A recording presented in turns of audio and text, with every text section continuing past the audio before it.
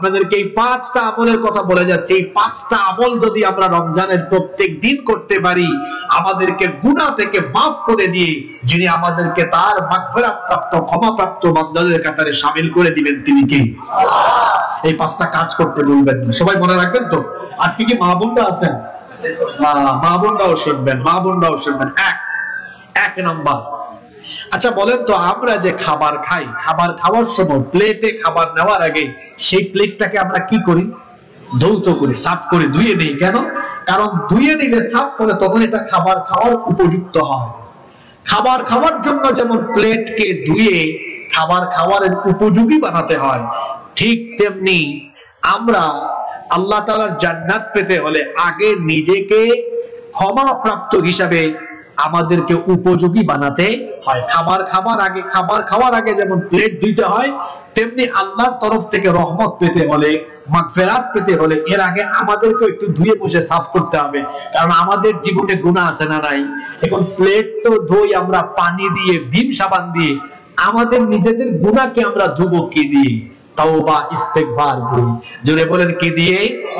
তওবা ইস্তেগফার দিয়ে। আমাদের গুনাহের পরিমাণ যত বেশি, আল্লাহ তাআলার দয়ার পরিমাণ কম না বেশি? আল্লাহ তুমি দয়ার সাগর, রহমানুর রহিম, তোমার দয়ায় পূর্ণ আমার সারা নিশিদিন, তোমার দয়ায় পূর্ণ আমার সারা নিশিদিন। আল্লাহু আকবার। সার্বক্ষণিক যার দয়ায় বেঁচে আছি তিনি কি? আপনি তওবা ইস্তেগফার করেন, কারণ তওবা ইস্তেগফার করলে সব গুনাহ মাফ করে দেন কে? আল্লাহ। আমার নবী ডেইলি আল্লাহর কাছে তওবা ইস্তেগফার করতেন কতবার? এক হাদিসে এসেছে আকসারা মিন ৭০ মাররা, ৭০ বারের চাইতে বেশি। আর আরেক হাদিসে এসেছে মিআত মাররা, 100 বার। তাহলে দুইটা হাদিসকে মিলালে কি হয়? ৭০ থেকে 100 বার। বলেন তো দেখি, রাসূলের জীবনে কি কোনো গুনাহ আছে? গুনাহ নাই, তারপরেও ডেইলি ইস্তেগফার করতেন ৭০ থেকে 100 বার। আর আমাদের জীবনে গুনাহ আছে না নাই? আমাদের জীবনে গুনাহ কম না বেশি? রাসূল তার জীবনে গুনাহ না থাকা সত্ত্বেও যদি ডেইলি ৭০ থেকে 100 বার তওবা ইস্তেগফার করেন, আমাদের যেহেতু গুনাহ আছে, তো আমাদের তওবা ইস্তেগফার করা দরকার এর চাইতে আরো কম না বেশি? আমরা কি করি? জোরে বলেন করি? সময়ই নাই আমাদের। ইস্তেগফার করবেন, চোখের পানির বড় দাম। হতে পারে এটাই কারো কারো জন্য জীবনের শেষ রমজান, আর হয়তো রমজান মাস পেতে নাও পারেন। 2 ফোঁটা চোখের পানির এত দাম আল্লাহর কাছে। এই যে পাশেই আপনাদের বঙ্গোপসাগর আছে, বঙ্গোপসাগর সহ দুনিয়ার 7টি বড় বড় মহাসাগরের পানি দিয়ে বলেন তো দেখি জাহান্নামের আগুনকে নিভিয়ে দেওয়া যাবে নাকি? কিন্তু আপনি আপনার সারা জীবনের গুনাহের জন্য যখন লজ্জিত অনুতপ্ত নেই, 2 ফোঁটা চোখের পানি তওবা করে ছেড়ে দিবেন। এই 2 ফোঁটা চোখের পানি নাকের ডগায় আসার আগে আপনার আমলনামার সকল গুনাহগুলোকে 2 ফোঁটা চোখের পানি দিয়ে ধুয়ে মুছে সাফ করে দিয়ে আপনাকে গুনাহ থেকে যিনি পবিত্র করে দিবেন তিনি কে? তওবার তো তওবা করব। রমজানের দিনের বেলা 30 দিন না 29 বা 30 দিন, একটা দিনও এই আমলটা মিস করব না। প্রত্যেক দিন তওবা ইস্তেগফার করব ৭০ থেকে, জোরে বলেন ৭০ থেকে 100 বার করবেন তো আপনারা ইনশাআল্লাহ মাফ করে দিবেন কে? 2 নাম্বার, এই রমজান মাসকে ভালোভাবে কাজে লাগাতে হলে 2 নাম্বার যে আমলটা আমরা সবাই করব সেটা হচ্ছে রমজান মাসে বেশি বেশি আল্লাহর কাছে দোয়া করব। কারণ রমজান মাস তো দোয়া কবুলের মাস। তবে আমার দিকে তাকান বাবারা, ভাইয়েরা, মহিলা প্যান্ডেলে থাকা মা বোনেরা, রমজান মাসে আপনারা বেশি বেশি দোয়া করবেন। তবে দেখবেন ওই যে পরীক্ষার্থী ছেলে মেয়েরা আছে, তারা পরীক্ষার আগে স্যারকে বলে, স্যার এত বড় বই ঠিক আছে পড়বো, কিন্তু একটু যেগুলা বেশি কমন আসতে পারে, যেগুলা বেশি গুরুত্বপূর্ণ এগুলো বলে দেন। তখন স্যার 100টা প্রশ্ন থেকে 20টা বলে দেন, ছাত্ররা 20টা পড়ে যায়, পরীক্ষায় পাশও করে ফেলে। পুরো রমজান মাসই তো দোয়া কবুলের মাস। তবে দোয়া কবুলের কিছু গুরুত্বপূর্ণ সময় আছে না নাই? এইরকম 8টা সময়ের কথা বলে দিই। রমজান মাসে এই 8টা সময়ে, রমজান মাসে এই 8টা সময়ে দোয়া করতে ভুলবেন না। কয়টা সময়? এই 8টা সময় দোয়া করলেই দোয়া কবুল করবেন যিনি, তিনি কে? ভালো করে শুনেন। 1 নাম্বার, মা বাইনাল আযানি ওয়াল ইকামা, আযান এবং ইকামতের মাঝখানে দোয়া করতে ভুলবেন না, কারণ আল্লাহর নবী বলেছেন লা ইউরাদ্দু দুআ বাইনাল আযানি ওয়াল ইকামা, আযান আর ইকামতের মাঝখানে যে দোয়া করা হয় এই দোয়া আল্লাহ তাআলা ফিরায়া দেন না। প্রত্যেক ওয়াক্ত নামাজের জন্য আযান হয় না? আযানের অন্তত কত মিনিট পরে জামাত আরম্ভ হয়? অন্তত 15 মিনিট না? অন্তত 15 মিনিট। তো এই যে আযান ইকামতের মাঝখানে এই 15 মিনিট আপনারা কি করেন? যুবক ছেলেরা তো রমজান মাসে তারা কি করবে একটু আগাম বলে দেই, তারা প্রথম তারাবিতে গিয়ে একটা সেলফি তুলবে। আলহামদুলিল্লাহ প্রথম তারাবিতে উপস্থিত, নামাজ পড়ে আবার আলহামদুলিল্লাহ প্রথম তারাবি ডান। প্রথম তারাবি কিরে পোলা পাইন এখন কথা কয় না, এগুলো শুরু হবে দেখবেন। এই যে আজান হওয়ার পরে সে মসজিদে গিয়ে ছবিটা তুললো, এই ভাইটা জানে না আজান হওয়ার পরে আজান ইকামতের মাঝখানে এই যে 15টা মিনিট সময় আছে, এই সময় বান্দা আল্লাহর কাছে যা চাইবে যা দোয়া করবে আল্লাহ কোনো কিছু ফিরাইয়া দিবেন না। সুবহানাল্লাহ। তো তখন কি মোবাইল চালাবো? আর বুড়া চাচারা কি করে? পাশের মুরব্বী এমনি এমনি গুতায়, কয় কি খবর? তারপর কয় তোমার বউ বাচ্চার কি খবর? চাচা দুই চাচা কি করে? গল্প করে আজান ইকামতের মাঝখানে। আর যুবকরা একটা আরেকটারে কয় দোস্ত দেখ একটু আগে ছবি দিছি রমজানের প্রথম তারাবি, 10টা লাইক পেয়ে গেছি। তারা হিসাব করে লাইকের, আর বুড়া চাচারা হিসাব করেন পরিবারের, তারা গল্প গুজব করেন। আজান ইকামতের মাঝখানে কি গল্প করা আর ফেসবুক চালানোর সময়?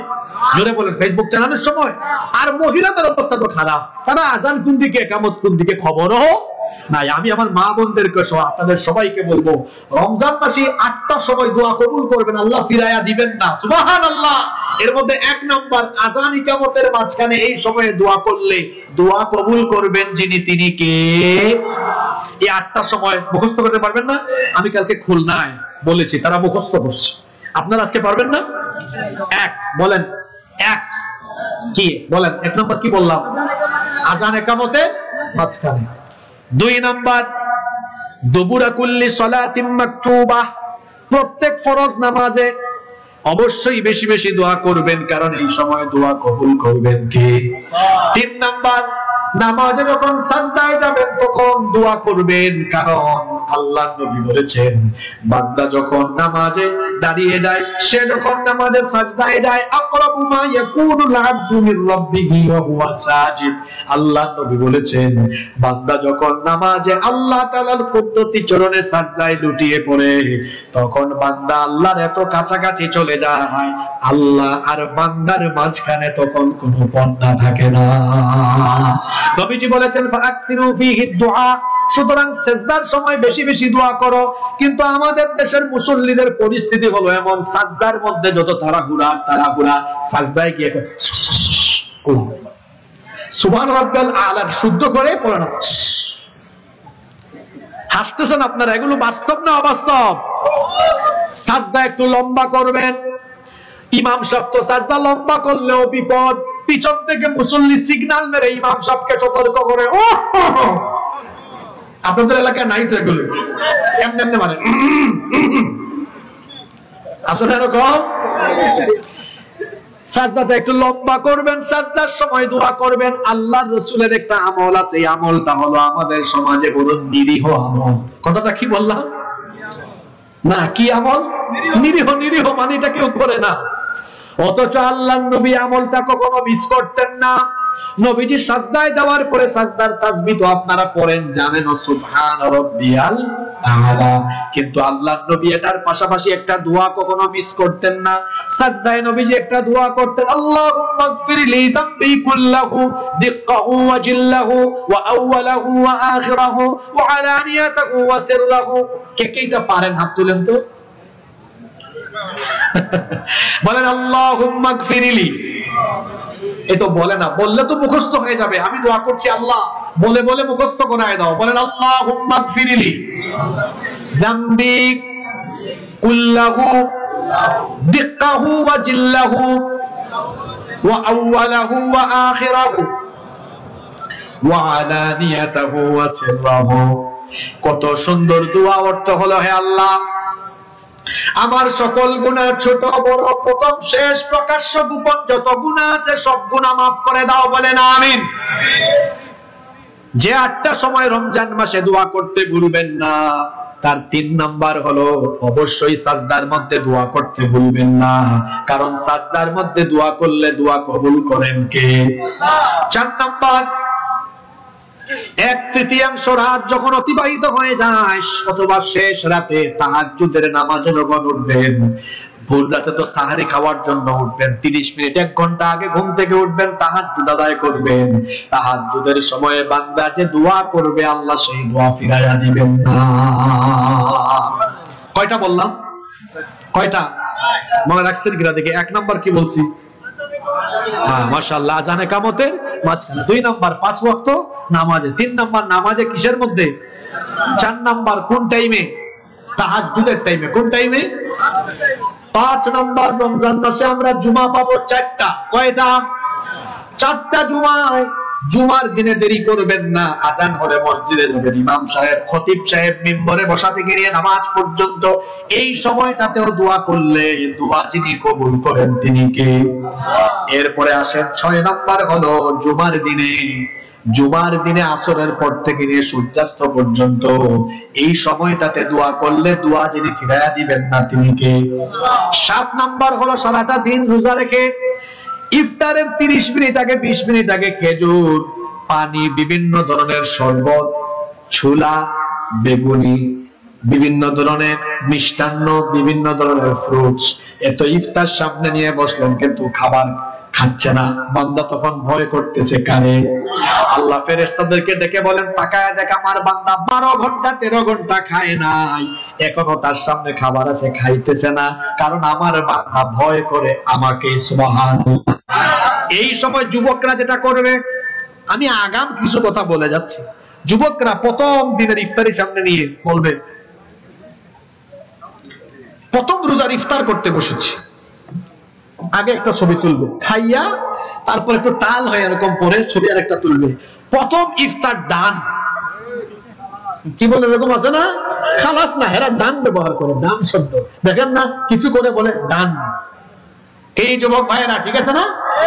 আমার বলে ঠিক, কি ভদ্র পোলা পারেন। ইফতার সামনে নিয়ে কি এরকম সেলফি তোলা হবে নাকি? ইফতারের আগে বান্দা যখন আল্লাহর দরবারে হাত তুলে দোয়া করে, আল্লাহর নবী বলেছেন ইফতারের সময় দোয়া করলে, ইফতার সামনে নিয়ে দোয়া করলে ওই দোয়াও আল্লাহ ফিরায়া দেন না। ইফতার সামনে নিয়ে কি আমরা গল্প করব, সেলফি তুলবো না দোয়া করব? জোরে বলেন কি করব? 8 নাম্বার খতিব ভাইরা, আগামীকাল জুমাবার না, ইমাম সাহেব আসছেন না, আপনাদের প্রতি অনুরোধ এগুলো আপনারা আগামীকালকে আপনাদের মসজিদেও বলবেন, মানুষ উপকৃত হবে ইনশাআল্লাহ।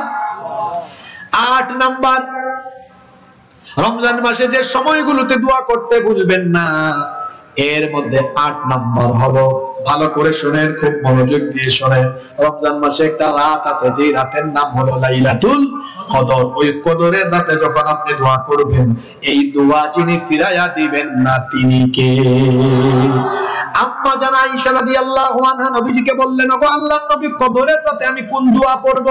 নবীজি বললেন তুমি কদরের রাতে এই দোয়াটা পড়বে, আল্লাহুম্মা ইন্নাকা আফুউন তুহিব্বুল আফওয়া ফাআফু আন্নী। এই দোয়াটা আমরা পারি না, যারা পারেন না আমার সাথে বলেন, ছোট দোয়া মুখস্থ হবে, বলেন আল্লাহুম্মা, জোরে বলেন আল্লাহুম্মা। মহিলারা পাশ থেকে আপনাদেরকে নিয়ে ক্রিটিসাইজ করতেছে, দেখো আমাদের সাতক্ষীরার পুরুষরা কি গলার আওয়াজ দেয়।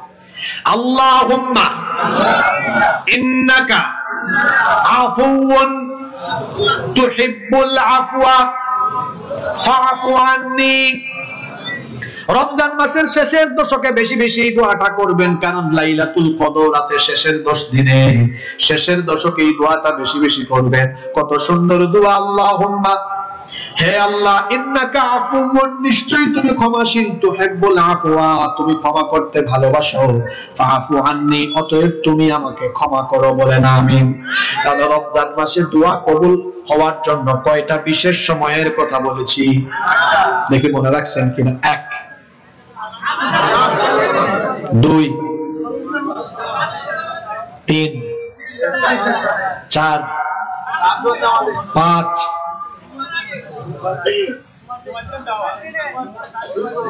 জুমার দিনে খতিব সাহেব মিম্বরে বসা থেকে নিয়ে নামাজ পর্যন্ত 6, জুমার দিনে আসরের পর থেকে সূর্যাস্ত পর্যন্ত 7, 8, আলহামদুলিল্লাহ পড়েন। এইটা হলো সাক্ষীর আর শ্রোতাদের বৈশিষ্ট্য, মুখস্থ করে ফেলছে। আলহামদুলিল্লাহ পড়েন।